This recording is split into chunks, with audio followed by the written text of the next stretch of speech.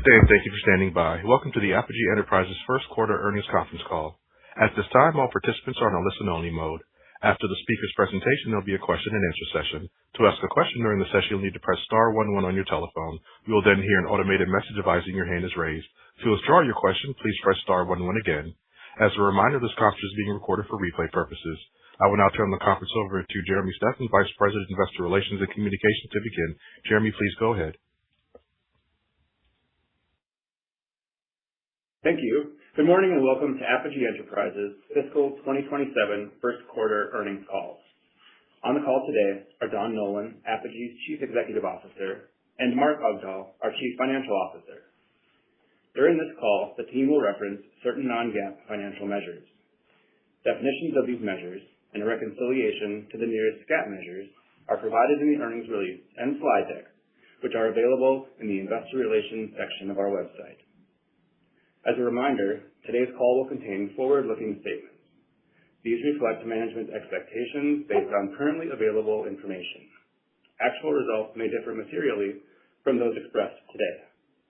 More information about factors that could affect Apogee's business and financial results can be found in our press release and in the company's SEC filings. With that, I'll turn the call over to Don. Thanks, Jeremy, and good morning, everyone. We're glad you could join us for our first quarter earnings call.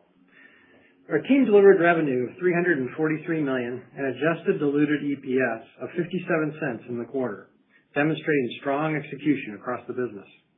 We effectively navigated a challenging environment marked by rising aluminum costs, a dynamic macroeconomic backdrop, and elevated interest rates. These results were supported by a sustained focus on cost control and thoughtful pricing actions in response to higher input costs. Across our segments, results reflected a mix of solid performance and continued variability in end markets. In metals, pricing actions and cost savings from Fortify II drove margin expansion, supported by favorable mix and ongoing productivity improvements. We also made continued progress in operational performance, improving quality and on-time delivery while strengthening customer relationships. Services delivered its 9th consecutive quarter of top-line growth and also increased backlog sequentially, reflecting steady project award wins and improving project flow. Performance Services sustained its positive momentum with another quarter of growth supported by healthy demand across key end markets. Margins were impacted by rising input costs, which drove pricing actions during the quarter that we expect to benefit results through the remainder of the fiscal year. In glass, results remained pressured by softer conditions in new construction and lower demand for premium product offerings. We are implementing an action plan to improve performance, prioritizing initiatives to drive order rates, enhance operational productivity, and strengthen cost management. I'm proud of our team's performance in the quarter and the progress we're making across the business. The team's actions are aligned to improve results, and we remain on track to deliver on our full-year guidance. As we discussed last quarter, we're actively advancing our strategy, executing on our enhanced three-pillar framework while improving the overall quality and durability of our portfolio. CalWall is a strong example of this strategy in action, demonstrating how we are building capabilities and expanding into areas that support long-term profitable growth. Our M&A process remains active as we continue to evaluate additional opportunities that align with our growth priorities and financial criteria. Turning to the CalWall acquisition, this is a highly strategic addition that aligns with the M&A priorities we've outlined over the past several quarters. CalWall expands our presence in attractive, faster-growing areas of the building envelope market, particularly in daylighting solutions that are engineered, specification-driven, and aligned with energy efficiency trends. It strengthens our position with architects and specifiers and enhances our ability to deliver differentiated, high-performance solutions across key end markets such as education, healthcare, and other institutional applications. From a financial perspective, CalWall is an attractive addition to our portfolio. The business operates with margins that are accretive to Apogee's current profile and is supported by specification-driven demand. It also is expected to enhance the durability of our earnings, which should offset the more cyclical elements of our glass segment. Overall, the acquisition enhances the quality and resilience of our earnings profile over time. From an integration perspective, our priority is to preserve what has made Cal-Wall successful while identifying opportunities to collaborate and create value across the broader Apogee portfolio.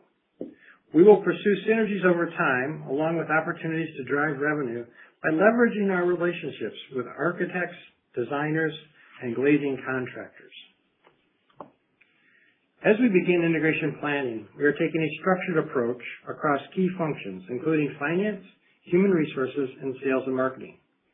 Our efforts are focused on aligning financial reporting and controls, maintaining stability in talent and culture, and strengthening our go-to-market approach over time, while ensuring strong day-to-day execution and continued customer engagement. As we look ahead, we remain focused on strong near-term execution while positioning Apogee for long-term value creation. Cal-Wall represents an important step in advancing our strategy to build a more differentiated, higher margin, and specification-driven portfolio while maintaining the operational discipline that has long defined this company. We are managing the business for the environment we see today while taking deliberate actions to improve the quality and durability of our earnings over time. We believe that combination, near-term discipline paired with long-term strategic progress, positions Apogee well to deliver sustainable value. With that, I'll turn it over to Mark to cover the financials. Thanks, Don, and good morning, everyone. I'll begin with a review of our first quarter results and then discuss our outlook for the remainder of fiscal 2027. Beginning with our consolidated results, net sales decreased 1.1% to $342.7 million, primarily reflecting lower volume in metals and glass as expected.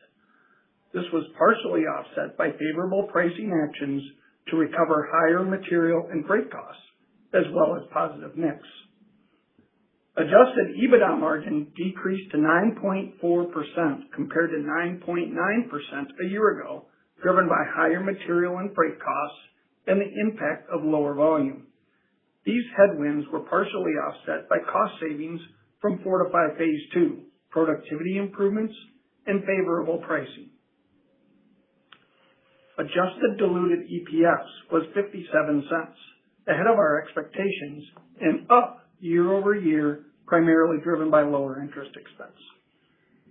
Turning to our segment results, metals net sales declined 4.8% to $122 million, reflecting continued challenging market conditions.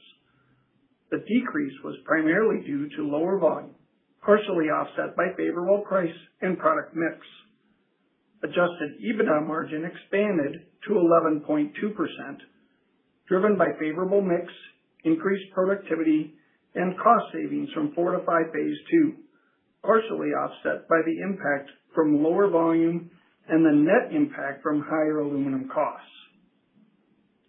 The services segment continued its positive momentum and delivered their 9th consecutive quarter of net sales growth, improving by 8.2%, primarily driven by volume. Adjusted EBITDA margin slightly decreased to 5.3% due to project mix, partially offset by benefits from Project Fortify 2 to reduce the impact of tariffs and the impact from increased volume.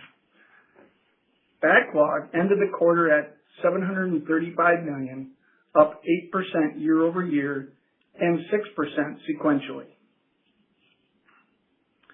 Glass net sales declined 7.6% to $67.7 million, primarily driven by lower price and volume due to the continued end market demand softness. Adjusted EBITDA margin also declined to 8.7% due to the impact of lower price and volume and inflation on material costs. Performance Surfaces net sales increased approximately 5%, driven by increased volume and favorable price. Adjusted EBITDA margin decreased due to the net impact of higher material and freight costs, partially offset by productivity. Turning to our cash flow and the balance sheet, net cash provided by operating activities was $7.4 million in the quarter compared to $19.8 million net use of cash a year ago. In the first quarter, we repurchased $9.7 million of stock and returned $5.6 million to shareholders through dividends. Our balance sheet at the end of the quarter was strong, with consolidated leverage ratio at 1.3 times, no near-term debt maturities, and significant capital available for future deployment. Overall, Q1 profit exceeded our internal expectations, and I'm pleased with our team's ability to deliver in this environment. Before I turn to the outlook, I will address CalWall from a financial perspective.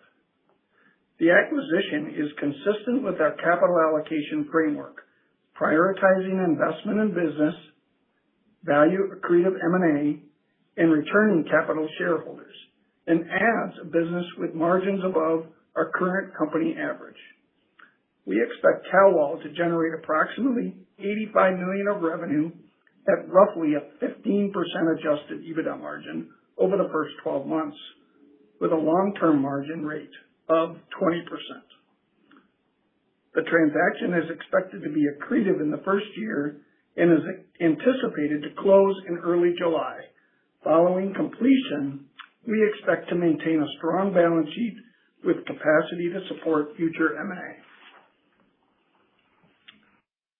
Now, for fiscal 2027, we continue to expect full-year net sales between $1.38 billion and $1.43 billion, and adjusted EPS in the range of $2.70 to $3.25.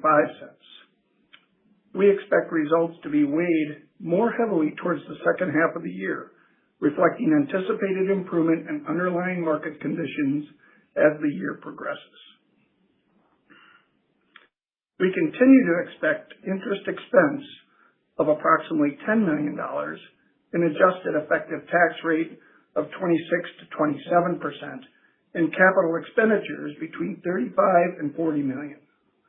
This guidance is based on current market conditions and does not include any impact from CalWall. Incorporating the potential impact from CalWall and assuming closure in early July, our net sales range would be $1.43 billion to $1.48 billion, and EPS continuing to be in a range of $2.70 to $3.25. Interest expense would increase to approximately $14 million. Looking ahead to the second quarter, we expect net sales to be slightly lower and adjusted EPS to be lower on a year-over-year basis. These assumptions are minimally impacted by the anticipated early July close of CalWall, with a more meaningful contribution expected in the second half. We remain focused on what we can control, executing our business, controlling costs, and maintaining pricing discipline in a variable demand environment. Our strong balance sheet and cash flow provide flexibility to invest in the business, advancing integration of CalWall and deploying capital effectively, including evaluating share repurchases as part of our broader capital allocation strategy. This positions us well to manage near-term dynamics while continuing to build long-term value. We will now open the call to questions. Operator, please go ahead. Thank you. Ladies and gentlemen, if you have a question or a comment at this time, please press star 11 on your telephone. If your question has been answered or you wish to remove yourself from the queue, please press star 11 again. We'll pause for a moment while we compile our Q&A roster.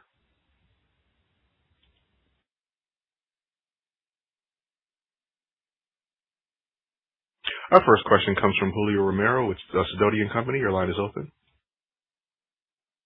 Thanks. Hey, good morning, Don, Mark, Jeremy. Can you update us on where you stand in terms of pricing realization across the portfolio, and does the 1Q results give you more confidence in your ability to offset cost pressure both in metals and across the broader portfolio? Hi, Julio. This is Mark. I'll start off here. In the quarter, our primary input costs, especially in our metals segment, continued to be very volatile, obviously, with aluminum doing what it was doing. So we did implement in the quarter both pricing and surcharges to offset those costs. In the metals segment, we also made additional changes in our pricing structures and surcharges in our other segments as well to kind of follow along with those input cost changes. We expect that to continue. As our input costs change, we will have pricing discipline to make sure that we are passing those along to the best of our ability. Okay, very helpful there. And then, on Callwall, can you maybe expand on your comments about the Callwall's revenue synergy opportunity with the legacy glass segment? Just help us think about how it might accelerate growth of the end markets that you outlined. I believe it was education, healthcare, and other institutional. Is there other end markets it may provide entry to, and just help us think about the strategic fit with legacy glass there? Hi, Julio. This is Don. Hey, great question. Look, we're really excited about Callwall. It brings a leading provider of high-performance translucent daylighting solutions into the company. And you're right, it definitely strengthens our core and advances our strategy. It's differentiated products, specification-driven, right up our alley. And these products are highly complementary to Viracon, our architectural glass business, and we clearly see cross-selling opportunities over on other brands across the metals business. So, I would say pretty much across our entire Apogee architectural portfolio, we'll see opportunities to cross-sell. The other thing I might add is we also see operational and cost synergy opportunities here of about $4 million by fiscal year 29. So, primarily driven by input cost synergies. So, we also see margins will be growing over the next 2.5 years from 15% EBITDA up to 20%. So very exciting for us. And then maybe, Julio, just to add on, Callwall certainly plays in different markets than our traditional Viracon business, so it does help diversify our glass segment into some other sectors like, education and museums and whatnot. So, we feel like this is a great addition to the segment and certainly to the enterprise overall. Very helpful. And then one more for me is just staying on Callwall for a bit. Is there a retrofit opportunity embedded within that acquisition? Yeah, that's an interesting question. There is some as the product ages, occasionally, but it's not a primary market for us. Usually it's new construction, a lot of institutional opportunities here. So it's a little bit different market than we typically would go in with Viracon. But the retrofit market is not as much. Usually it's a specified, architectural spec product. So, does that answer your question? Understood. Yeah. It does. Thanks very much, guys. I'll pass it on. One moment for our next question. Our next question comes from Gowshi Sir with Singular Research. Your line is open. Good morning, gentlemen. Can you hear me? Loud and clear. Thank you. My first question is on Callwall. I know you guys have said that the end markets are civic buildings, healthcare. Any of that, is that exposed to government funding, construction? How much of that is actually being revenue tested against the municipal and federal construction budgets? Gowshi, this is Mark. Yeah, we would expect, a certain amount of government projects in our future as it relates to Callwall. I don't know if it's going to be a significant driver, but it's certainly in play. Yeah, I'd say all three levels, municipal, state, and federal. And I would also add in there educational institutions. Quite a bit there. Okay. So does Callwall come in at 15%, or where specifically or is that $4 million adding up to that 15% margin? So it comes in close to that 15%. So our ability to take on synergies and hopefully execute some additional cost input reductions across the overall portfolio will drive the EBITDA growth there.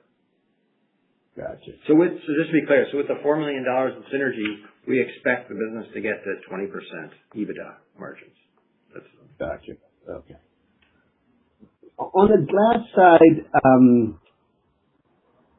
is it all purely macro-driven softness, or are you seeing any competitors being aggressive on price? Yeah, I mean, look, glass business has been a few quarters here. We've definitely seen softer conditions. There's fewer jobs, and many of those jobs are at a lower volume. And we must say though that the team is executing. Our hit rate is improving on the jobs we pursue, and we've put together a performance improvement challenge, I'll call it, to increase order rates, enhance productivity, and strengthen our cost management. The other piece I might mention here is yesterday we actually announced a new president for the glass segment, and Chris Eade, he's been with the company for 4 years, so it enables us to leverage our bench strength in this really important role. Really happy for Chris, and he's got a 20-year background spanning strategy, M&A, P&L responsibility, and he was the guy that was responsible for the UW Solutions acquisition, so he made that happen, and he was also running the integration activities, which, as you remember, it really hit first-year expectations. So he'll also be leading the integration efforts with Caldwell, leveraging all that knowledge and experience that we had with UW.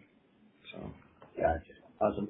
And on the performance side, I'll make this my last question. On the performance side, I know it's been compressed around 20%, around 14% in Q1. Help us understand how much of that direct oil polymer input cost sensitivity is that to the segment. So roughly, what if a $10 move in oil means to what does that mean to performance EBITDA margins? How about if I I'm going to go this direction. So first of all, we're really pleased with the growth that segment has displayed over the past quarters. The UW integration was very successful. Yes, in the current quarter, we saw input costs rise quite a bit, and specifically related to the petrochemical derived products, like you suggested, as well as aluminum costs impact that segment. We implemented some both pricing and some price increases as well as surcharges in the quarter, but we're expecting that to impact later on in the year. And to the extent that those input costs continue to increase, we will continue those activities. Awesome. Thank you, guys. Appreciate you taking my time. I'll pass it on. And I'm not showing any further questions at this time. I'd like to turn the call back over to Don for any further remarks. In closing, I continue to be encouraged by the progress we are making and the actions we are taking across the business. I want to thank our employees for their hard work and commitment. They play a critical role in supporting our customers and strengthening our company every day. We are building Apogee with discipline and ambition, improving performance today while positioning the company for stronger, more durable growth over time. I'm grateful for our employees, confident in our strategy, and energized by what lies ahead. Thank you for your continued interest and support. Thank you, ladies and gentlemen. This concludes today's presentation. We thank you for your participation. You may now disconnect and have a wonderful day.